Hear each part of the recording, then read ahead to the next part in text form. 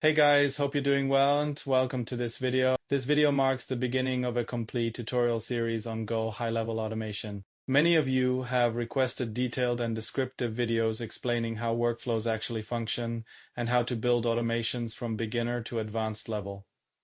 In this series, I'll guide you step by step, starting from the very basics and gradually moving toward more complex and powerful workflow structures. Let's begin by navigating to the automation section. I'm currently inside a sub-account, and this is where everything related to workflows happens.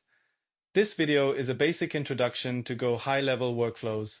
In simple terms, workflows mean automation.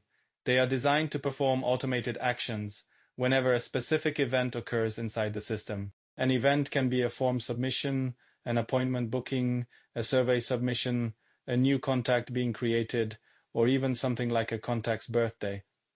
Whenever one of these events happens, you can configure the system to automatically respond with a predefined action. This is the core concept behind automation in Go High Level. I prefer keeping things organized. So the first thing I'll do is create a dedicated folder to store all the workflows for this tutorial series. Since this is our first lesson, we'll create a brand new workflow from scratch and name it Introduction to Workflow. It's always a best practice to clearly name your workflows so you can easily identify them later. After creating and saving the workflow, you'll see an option to add a new trigger. A workflow has two main components, the trigger and the action. The trigger defines what starts the automation.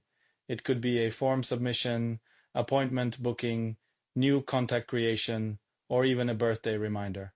For this example, let's choose form submitted as our trigger. This means whenever someone submits a form inside this sub-account, the workflow will automatically start. Now we define the second part, which is the action. A simple action would be sending a confirmation email. To do this, click Add Action, select Send Email, set the sender name and email, add a subject like Thank you for submitting the form, and write a short message thanking them and letting them know you'll be in touch soon. Once everything is set, click Save and then Publish. Your workflow is now live. In upcoming videos, we'll explore more advanced automation strategies, so stay tuned and subscribe.